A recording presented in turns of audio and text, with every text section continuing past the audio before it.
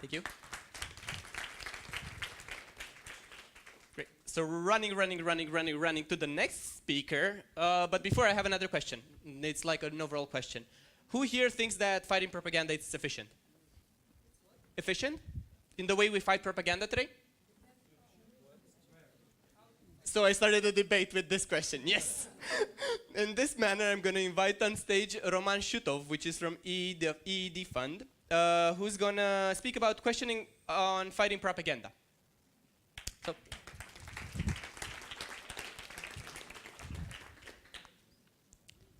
But in fact, I will talk about beliefs and religion. Long, long ago, in the Dark Ages, people did not know how the world was established. But they had assumptions. And one of these assumptions was that there are gods. And if the people needed rain, they could dance, sing, and make prayer, and the rain will be there. But the key point is that everything depended on this assumption. The people just believed in this. They had no evidences. They had no research-based data that could prove that the gods were there, but the people must have done at least something in order not to strive. When we talk about countering propaganda now, what we do in order to increase citizens' media literacy and critical thinking and to undermine this negative anti-democratic narratives, sometimes I feel like all we look like this. But our situation is even worse than the people had in the Stone Age, because the people in the Stone Age, they at least knew what they wanted to achieve. They needed rain. Rain is a wonderful indicator. It is very quite measurable. The rain is there or not. Well, we are still even don't clearly understand what do we see as desirable impact. What is the result of our activities? What must be the result? And let me offer my suggestion. It's just a suggestion. I want to participate in this discussion. My suggestion is that only two indicators matter. One is that people use trustworthy sources of information. The second is that people have less trash in their brains. What are advantages of these two indicators? They are quite measurable. Not like rain, but something like this. We do have statistical data reflecting to which extent people believe or not believe to Kremlin or other led myths and stereotypes. We do have figures on how popular the disinformation outlets and oligarch-owned manipulative outlets are now. So I suggest that these two indicators could be in the head, in the top. So this is what we should go to. But the key point is what kind of assumptions do we have? As people in the Stone Age, we still do not know pretty well how the world is established, how the brain of people works. And we only have assumptions. And this assumption is the most tricky point in this hymn. So what are the assumptions? What are the pillars of our religion? The assumption is that people seek for facts and truth in media.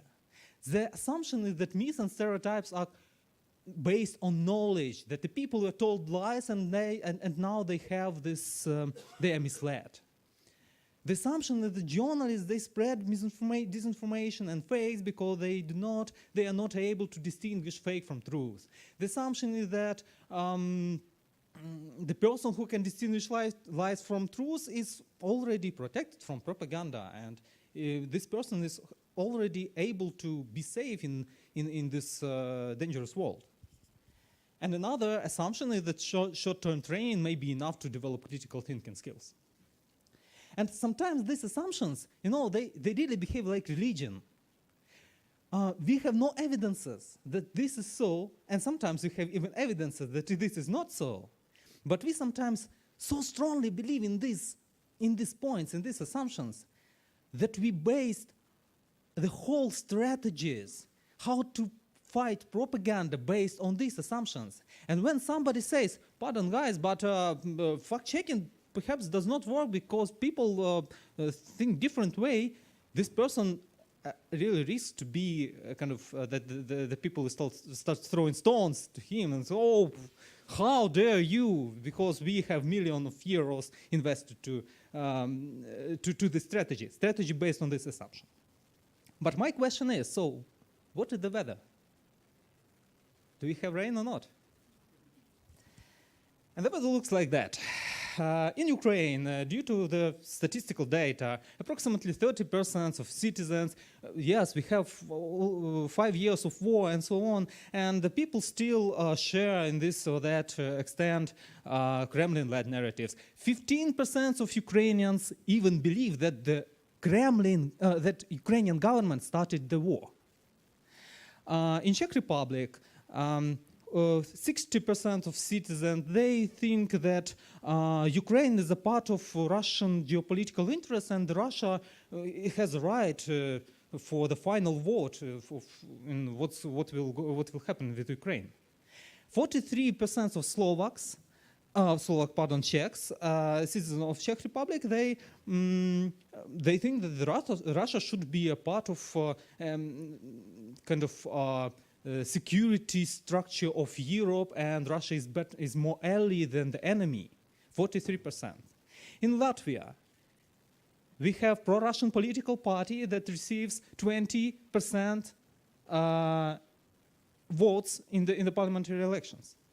And this is about Ukraine, Latvia, and Czech Republic, the countries where so much is done, where the governments are quite active, civil society is quite active. And we do have very, as we believe so, prominent approach in countering propaganda. And so much is done, and still where we are. Is the rain falling? No.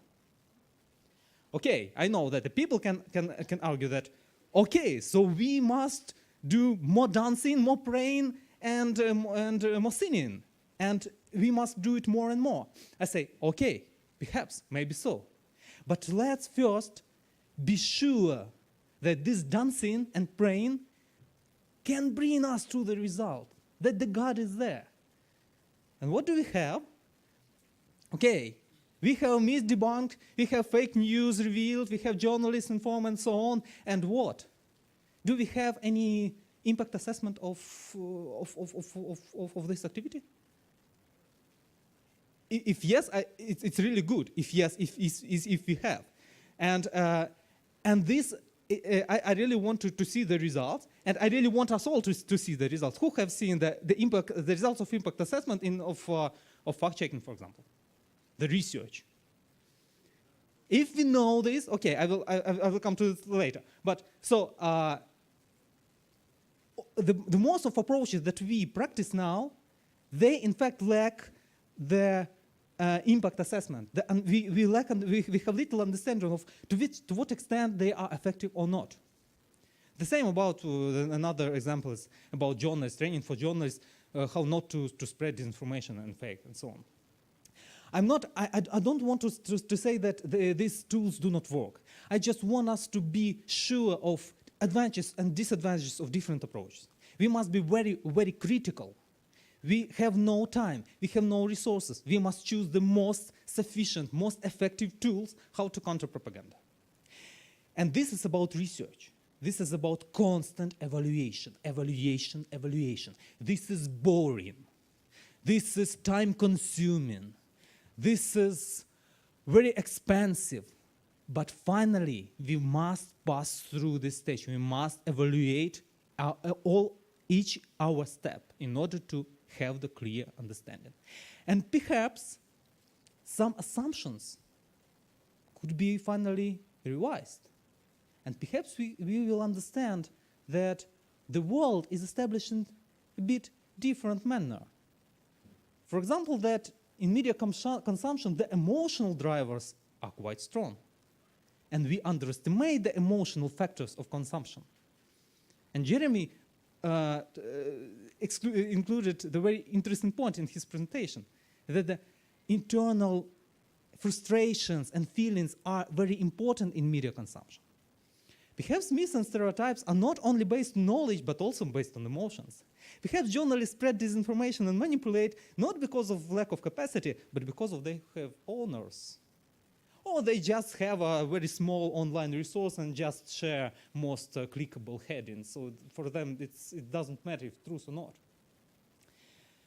The very important assumption maybe is that in some countries, the government needs evidences for applying some political decisions to counter propaganda, and we can provide them such insights.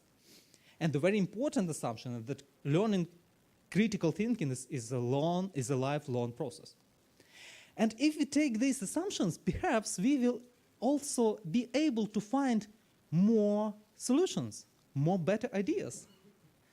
For example, if we say, we have no evidence that fact-checking brings to some shifts in some behavioral change, awareness change, but let's remember about policymakers. Fact-checkers provide the very good, solid data to policymakers in the countries where this is needed. So we can discuss if it's needed, for example, in Ukraine and Moldova, but it is needed in France and United States, for example. And now we come to understanding of advantages and disadvantages of different approaches. Let's say that we understand that the journalists depend on the owners in our world, unfortunately. But we also remember another new assumption that the people consume entertainment content in media, and they are mostly emotional driven. So let's take independent media and give them non-news content, better non-news content, make them more attractive for the wider audiences. The people will consume the reality shows, and together with them, they will consume the better news. This can be a solution. And we will have the data, the growing audiences of independent media. And this is a strategy of European Endowment Content Fund.